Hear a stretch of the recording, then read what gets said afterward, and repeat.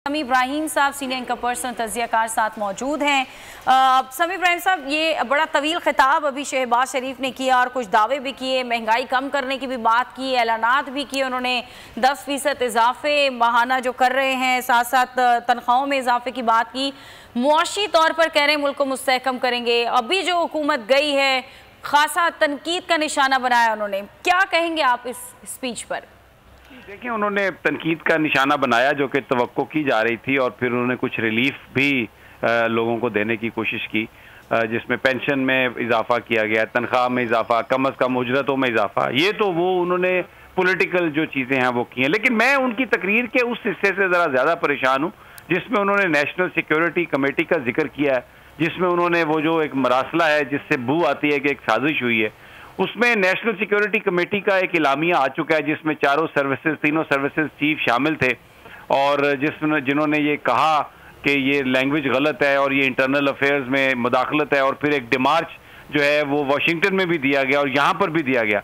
और अब आज उन्होंने ये कहा है कि जी नेशनल सिक्योरिटी कमेटी जो पार्लिमानी सिक्योरिटी कमेटी है उसमें ये रखा जाएगा लेटर, और उसमें जो कायदीन को बुलाया जाएगा, और फिर चारों जो मुसल्लह अफवाज यानी जो हमारे जो सिक्योरिटी चीफ्स हैं उनको भी बुलाया जाएगा, DGI को भी बुलाया जाएगा।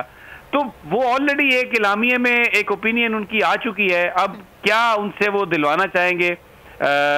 मेरा ख्याल है कि मैं ये अज्यूम करता हूँ कि ये जो चीज़ उन्होंने कही है ये उन्होंने अपने इत्तेहादियों से मशवरा नहीं किया होगा। अगर उन्होंने मशवरा किया भी है इत्तेहादियों से तो ये एक ऐसी चीज़ है जो प्रॉब्लमेटिक होगी, इसलिए कि हमारे जो इदारे हैं उनका पॉलिटिक्स से कोई लेना देना नहीं होता। उनकी कोशिश और ख्वाहिश भी ये होती है कि वो सियासत में ना आए, और इस हवाले से जो भी चीज़ें आती रहीं, खबरें आती रहीं, वो भी आला ओहदेदारों के हवाले से आती रही। लेकिन एक दफ़ा वो नेशनल सिक्योरिटी कमेटी में एक अपनी ओपिनियन दे चुके हैं, अब उसके बाद दोबारा उन्हें आप बुला के तो एक स्टैंप अगर आप किसी चीज़ पर लगवाना चाहते हैं अपने आप को बेल करने के लिए, तो मुझे लगता है कि ये प्रॉब्लमेटिक होगा। ये जो पहली तकरीर है शहबाज साहब की, ये उन हलकों में इस पर बात होगी, बहस होगी, और ये एक कंट्रोवर्शियल पोजीशन में वो लेके जा रहे हैं। बेहतर होता कि अगर वो किसी जुडिशल कमीशन का ऐलान कर देते, बेहतर होता किसी पार्लिमानी कमेटी का ऐलान कर देते कि वो तहकीकात करेंगी। लेकिन उन्होंने ये पहली तकरीर में वादा कर लिया कि सर्विसेज चीफ भी आएंगे और इस पर बात होगी, और दूध का दूध और पानी का पानी होगा। तो मुझे तो लगता है सिर्फ पानी का पानी होगा। आपको नहीं लगता सभी सब जज्बात में कह गए वो ये सब? नहीं, ये तो एक बड़ी उन्होंने एक संगीन बात कही है कि आप उनको लेके आ रहे हैं जो इस मामले पर बात करने के लिए तैयार नहीं है। एक इलामिया उन्होंने दे दिया, उसके बाद उन्होंने कहा कि यही उनकी पोजीशन है और वो कहेंगे, और ये दूध का दूध और पानी का पानी, और उस सफीर को भी मैं बुलाऊंगा। तो ये जो उन्होंने ये ऐलान जो किया है, उन्होंने बतौर वजीर आजम ये ऐलान किया है, ये बड़ी अहम बात है। ये कोई एक आम उनकी तरफ से कोई प्रपोजल नहीं, पर he has the authority to do that, और वो उन्होंने ये कहा है कि मैं करूंगा। पहली उनकी तकरीर है, लेकिन ये मुझे लगता है कि ये उनके लिए प्रॉब्लमेटिक होगी, क्योंकि ये इदारों को पॉलिटिक्स में ड्रैग करने की बात है जो नहीं होना चाहिए था, जिसको हमेशा इदारों ने जिससे इज्तनाब बरता है। तो मुझे लगता है कि ये जो बात है ये, और पॉलिटिकली इन्होंने डेफिनेटली ऐलान किया है मराद का, लेकिन जो इस वक्त सड़क पे बयानिया चल रहा है कि ये कोई भिखारी है जिनको आप सिर्फ मुंह में रोटी डाल के जो मर्जी उनसे काम करा ले, तो ये वही काम किया ना कि पेंशन बढ़ा दी, तनख्वाह बढ़ा दी, लो जी रोटी खाओ, लो जी आपका मुंह भरते हैं।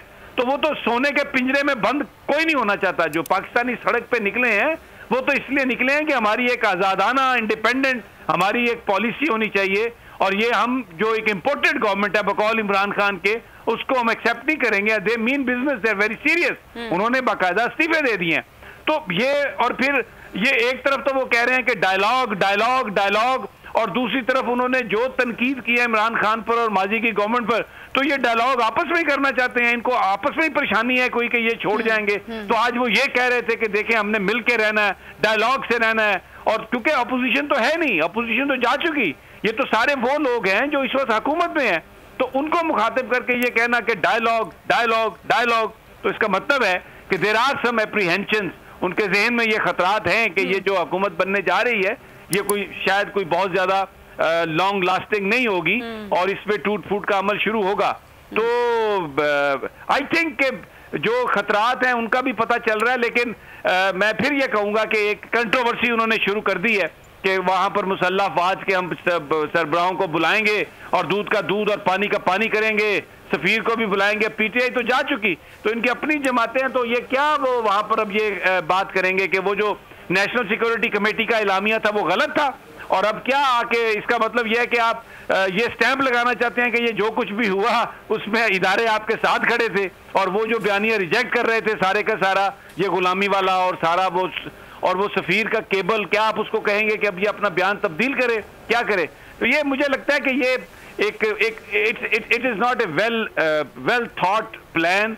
मुझे लगता है कि ये शहबाज साहब इसमें कुछ जल्दी कर गए हैं जज्बात में आके। जी वही बात मैं कर रही हूँ, जज्बात में आके, जल्दबाजी में आकर, और जिस तरह आप कह रहे हैं कि जो आवाम निकली उनके लिए उन्होंने ये जो ऐलानात कर दिए। एक तो खैर वो मान भी नहीं रहे। मरीम नवाज आज ये कह रही थी कि वो वीडियोस जो कल शेयर की जा रही थी सोशल मीडिया पर, जो फोटोज दिखाई जा रही थी वो सब फोटोशॉप था, कोई आवाम बाहर नहीं निकली। नहीं, मैं तो देखें जी, मुझे बाकियों का नहीं पता, मैं इस्लामाबाद में खुद मौजूद था और आप यकीन करें ये पता नहीं चल रहा था कि ये जलसा कहाँ से शुरू हुआ जुलूस और कहाँ खत्म हो रहा है। कराची में भी ऐसी ही सूरत हाल थी और ये इतना ज्यादा इसमें क्राउड था, और ये बड़ा एक ऐसा इशू था कि यानी लोग चार्ज थे, फैमिलीज थी, और मैं आपको बताऊं उसमें जो रिटायर्ड जो फौजी अफसरान हैं अपनी फैमिलीज के साथ मौजूद थे, और वो पकड़ के ये कह रहे थे, जो लोग मुझे पहचान रहे थे, कि जनाब ये अपने आप वीलॉग्स में कहें, अपने चैनल में जाके कहें, बताएं आप कि हम रिटायर्ड, मैं कर्नल हूं, मैं रिटायर्ड मेजर हूं,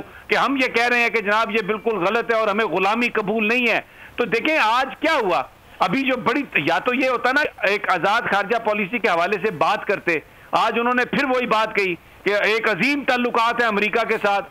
क्या ताल्लुकात हैं अमेरिका के साथ कि वो हमारे इलेक्टेड प्राइम मिनिस्टर को कह रहे हैं कि हम आपकी ऐसी की तैसी कर देंगे, आपने नो कॉन्फिडेंस पास नहीं की तो हम पाकिस्तान के साथ ये कर देंगे, और अगर आपने पास कर दी नो कॉन्फिडेंस तो आपको माफ कर देंगे। और फिर हमको सबको पता है कि जब अफगानिस्तान का मामला था तो क्या कहा था आर्मिटेज ने जनरल परवेज मुशर्रफ को कि स्टोन एज में ले जाएंगे बॉम्बिंग करके, बुली करते हैं, धमकाते हैं। उनसे कौन से अजीम ताल्लुकात हैं पाकिस्तान के, इंडिया को वो प्रेफर करते हैं। तो एक बयान आना चाहिए था जिस पर कौम खड़ी हुई थी, लेकिन यहां पर वो उसी तरह नजर आया और उन्होंने गरीबों के आगे फिर वो कहा कि ये लो जी आपको तो सिर्फ रोटी चाहिए, जो वो हमेशा कहते हैं कि इतनी तनख्वाह बढ़ा दी, अब तुम्हारी ये रोटी हो जाएगी, अब ये हो जाएगी, अब बेनजीर कार्ड आ जाएगा, अब ये आ जाएगा। तो मुझे लगता है कि जो इमरान खान जिस चीज के बारे में बात कर रहे थे वो इनकी, तो फिर इन्होंने एक और बात भी कही है कि जनाब हमारी तो 3 मार्च को तय हुआ था कि हमने नो कॉन्फिडेंस देनी है, और ये मीटिंग तो 7 मार्च को हुई है। तो भाई 3 मार्च को आपने नो कॉन्फिडेंस देनी है, पाकिस्तान में किसी को नहीं पता, तो 7 मार्च वाली मीटिंग में अमेरिकन को कैसे पता चल गया कि ये नो कॉन्फिडेंस मोशन आ रही है? आपने तो जो अमेरिका की जो कहानी थी उसको आपने तस्दीक कर दी है। तो ये एक उन्होंने अपने जो उन पर इल्जाम है अपनी तकरीर में उन्होंने उस इल्जाम की तस्दीक की है, यानी वो ये मान रहे हैं कि बिल्कुल हमने फैसला किया था, लेकिन फिर सवाल ये है कि अमेरिका को कैसे पता चल गया, उनके डिप्लोमेट को कैसे पता चल गया, वो पाकिस्तान को कैसे 3 दिन के बाद धमकी दे रहा है, जबकि अभी पाकिस्तानियों को नहीं पता, अभी वो नो कॉन्फिडेंस फाइल नहीं हुई। तो ये उनकी जो तकरीर है, अगर आप उसको क्रिटिकली उसको एनालाइज करें तो मुझे नहीं लगता कि वो कोई एक बहुत अच्छी तकरीर उन्होंने की। दूसरा एक और उनके लिए क्राइसिस जो अभी इतलात आ रही हैं कि सदर पाकिस्तान छुट्टी पर चले गए हैं, अब हल्फ उनसे कौन लेगा? बिल्कुल, ये बड़ा एक सवाल पैदा हो गया कि हल्फ उनसे कौन लेगा अगर वो छुट्टी पे वाकई चले गए। सेनेट चेयरमैन भी अगर छुट्टी पे चले गए हों तो फिर उसके बाद तो उनसे कौन लेगा हल्फ? सेनेट चेयरमैन के बाद भी फिर स्पीकर लेता है, तो वो डिप्टी स्पीकर हैं इस वक्त सूरी साहब, वो तो हल्फ नहीं लेंगे उनसे। तो फिर उसके बाद एक शख्सियत बचती है जिससे वो हल्फ लेंगे, वो है चीफ जस्टिस ऑफ पाकिस्तान। तो उस दिन तरला भी इन्होंने उनकी अदालत में किया था कि खुदा के लिए मुझे वज़ीर आज़म बना दे, और फिर रात को 12 बजे अदालतें भी खोली गई। मैं कुछ ज्यादा बात नहीं करना चाहता क्योंकि हमें अपनी अदालतों का बड़ा एहतराम है। किसी तकरीर के ऊपर सब्सक्राइब करें और बेल दबाएं ताकि कोई खबर रह न जाए।